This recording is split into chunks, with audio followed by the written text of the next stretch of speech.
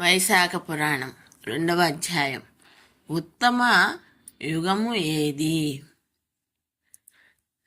నారద మహర్షి అంబరీష మహారాజుతో మరలా ఇట్లనెను. అంబరీష మహారాజా, వినుము. విష్ణు ప్రీతికరమగుడిచే మాధవ మాసమని వైశాఖమునందురు. వైశాఖ మాసముతో సమానమైన మాసము లేదు. కృతయుగమంతటి ఉత్తమ యుగము లేదు. వేద సమానమైన శాస్త్రము లేదు. గంగాజలమునకు సాటియగు తీర్థ జలములు లేవు. జలదానముతో సమానమైన దానము లేదు. వ్యవసాయము చేయుట వలన వచ్చు ధనమునకు సాటి అయిన ధనము లేదు. జీవించుట వలన వచ్చు లాభమునకు సమానమైన లాభము లేదు. నిరాహారముగా చేసిన తపమును మించిన తపము లేదు. దానము చేయుట వలన వచ్చు సుఖమునకు సాటి అయిన సుఖము లేదు. దయా సమానమైన ధర్మము లేదు. కంటితో సమమైన కాంతియును లేదు. భోజన తృప్తితో సమానమైన తృప్తి, వ్యవసాయముతో సమానమైన వ్యాపారం, ధర్మ సమమైన మిత్రుడు, సత్య సమమైన కీర్తి లేవు. ఆరోగ్యముతో సమానమగు అభివృద్ధి, శ్రీ మహావిష్ణు సమునుడైన రక్షకుడు, వైశాఖ సమమైన మాసము లేవని కవులు వర్ణించుచున్నారు. శేషసాయి యగు శ్రీ మహావిష్ణువునకు వైశాఖ మాసము మిక్కిలి ప్రియమైన మాసము. ఇట్టి మాసమును వ్రతమును పాటింపక వ్యర్థముగా గడిపినవాడు ధర్మహీనుడవుటయే కాదు, పశుపక్ష్యాది జన్మలనందుచున్నాడు. వైశాఖ మాస వ్రతమును పాటింపని వాడు చెరువులు త్రవ్వించుట, యజ్ఞయాగాదులను చేయుట మున్నగు వాణ్ణి ఎన్ని ధర్మకార్యములను చేసిను వైశాఖ మాస వ్రతమును పాటింపనిచో ఇవి అన్నీ అగుచున్నవి. వైశాఖ వ్రతమును పాటించు వానికి మాధవార్పితములుగా గావించి భక్షించి ఫలాదులను శ్రీ మహావిష్ణువు సాయుధ్యము కలుగును.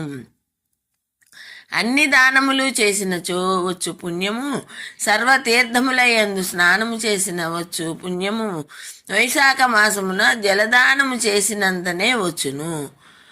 ఆ దానము చేయునట్టి శక్తి లేకున్నచో, అట్టి శక్తి కల మరి ఒకరిని ప్రబోధించినచో అట్టి వానికి సర్వసంపదలు కలుగును, హితమములను చేకూరును.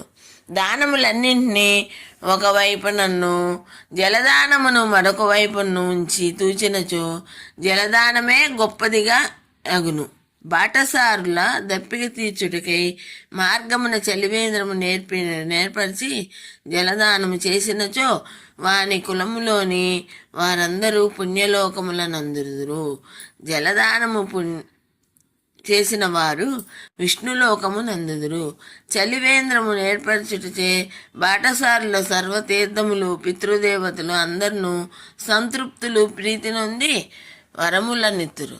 ఇది నిస్సంశయముగా సత్యము. సుమా, దప్పిక గలవాడు నీటిని కోరును, ఎండ బాధపడినవాడు నీడను కోరును, చెమట పట్టినవాడు విసురుకొంటకు విసనకర్రను కోరును. కావున వైశాఖ మాసమున కుటుంబ సహితుడైన బ్రాహ్మణులకు జలమును, నీరు కల చెమ్మును, గొడుగును, విసనకర్రను దానమీయవలను. నీటితో నిండిన కుంభమును దానమీయవలను.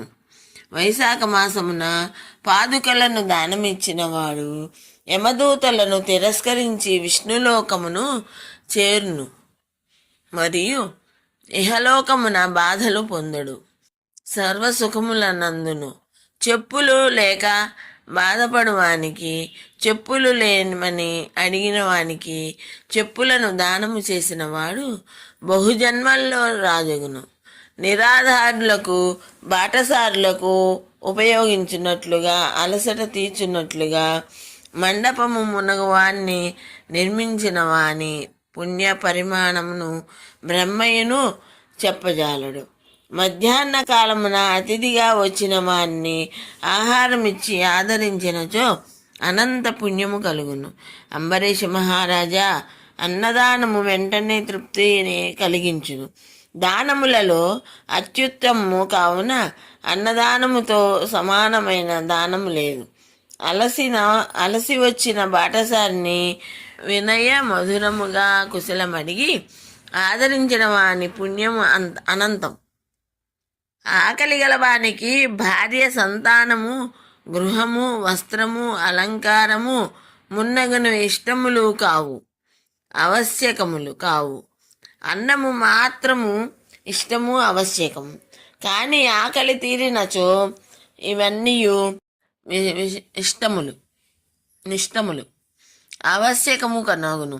అనగా అన్నము భార్య మున్నగు వారి కంటే ముఖ్యమైనది, ప్రశస్తమైనది. అట్టి అన్నదానము అన్ని దానముల కంటే ఉత్తమమైనదని భావం.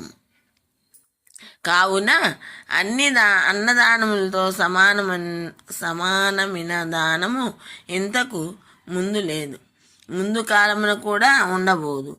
కావున అన్నదానము మున్నగు వాణ్ణి యథాశక్తిగా చేయవలెను.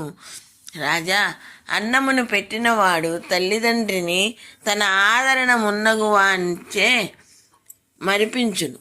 కావున త్రిలోక వాసులందరూ అన్నదానముచే సర్వోత్తమమైన దానమని మెచ్చుచున్నారు. జన్మనిచ్చిన తల్లిదండ్రులు కేవలం జన్మనిచ్చిన అన్నదాతలు మాత్రమే.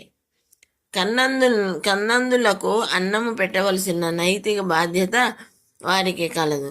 కానీ అన్నదానము చేసి జీవితమును నిలిపినవాడు తల్లిదండ్రుల కంటే నిర్వ్యాజమైన ఉత్తమ బంధు. నిజమైన తల్లియు తండ్రియు అన్నదాతయే. వైశాఖ పురాణం 2వ అధ్యాయం సంపూర్ణం.